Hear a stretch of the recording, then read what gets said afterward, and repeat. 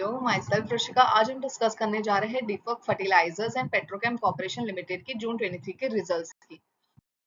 तो जैसे कि हम देख पा रहे हैं इन टर्म्स ऑफ रेवेन्यू, तो रेवेन्यू में काफी डाउनफॉल देखने को मिला है फ्रॉम मार्च 23 क्वार्टर से जून 23 क्वार्टर में, जिसमें -17% का डाउनफॉल दिख रहा है।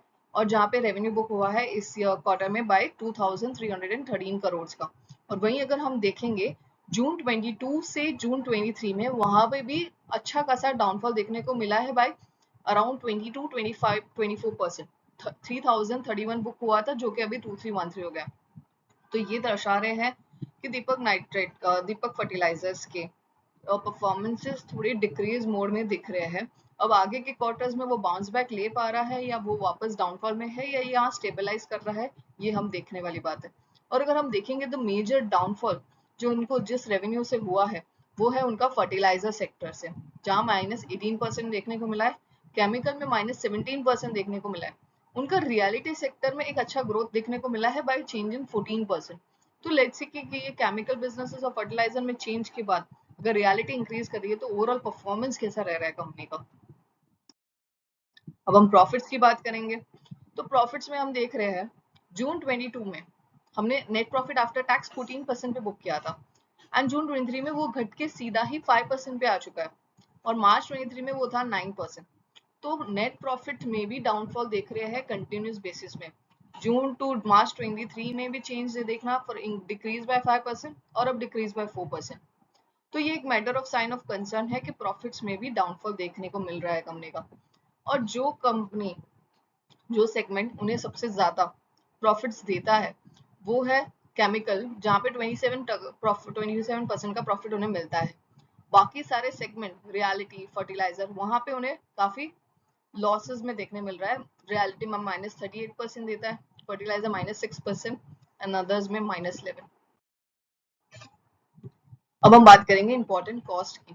तो सीओजीएस में 4% का इंक्रीज देखने को मिला है इन कॉस्ट।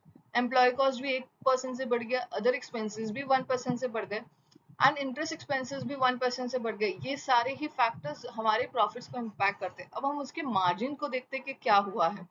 मार्च 23 में 16.78% था, जो कि घट के एकदम ही हो गया है 12.13% इन जून 23। ये भी एक डाउनफॉल में दिख रहा है। It's a matter of concern कि रेवेन्यू भी डाउन हो रहा है, नेट प्रॉफिट्स भी डाउन हो रहे हैं, एबिटा मार्जिन भी डाउन हो रहा है, कॉस्ट्स हमारे इंक्रीज हो रहे हैं। अब हम बात करेंगे important ratios of the company. Return on equity 17.74 and return on capital employed 17.7। तो ये दर्शाता है कि इन्वेस्टर्स को उनके पैसों पे क्या रिटर्न्स मिल रही है, अराउंड 17%, जो कि फेयर एवरेज है। और CAGR revenue for first 4 year is 18%. CAGR profits for 4 year is 32%. And PE of the company is 5.07 and industry PE is 12.37. अब ये दर्शाता है कि कंपनी की मार्केट वैल्यूएशन और उसके prices are right now not overpriced. May be in future, depending upon its performances and market expectation meet, company की prices increase हो सकती है।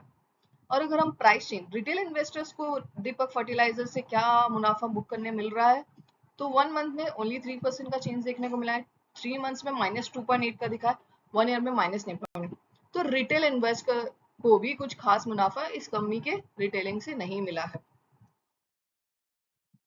अब रेवेन्यू की बात करें, अब ओवरऑल समराइजली बात करेंगे, तो रेवेन्यू हमारा डिक्रीज हो रहा है, बिटा मार्जिन भी डिक्रीज हो रहे हैं, नेट प्रॉफिट आफ्टर टैक्सेस में भी हमारा बढ़ोतरी देखने मिल रहा है काफी अच्छे परसेंटेज से, 14.37 से वो 4.91 हो गया है। एबिटा हमारा 24.4 था, जहाँ पे अब वो 12.1 रह गया है।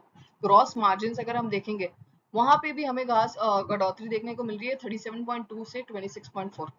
सारी बातें ये दर्शाती है कि फ्यूचर में कंपनी कम बैक कर रही है विद दिस इंक्रीज फिगर, या यही डाउनफॉल पे चल रही है।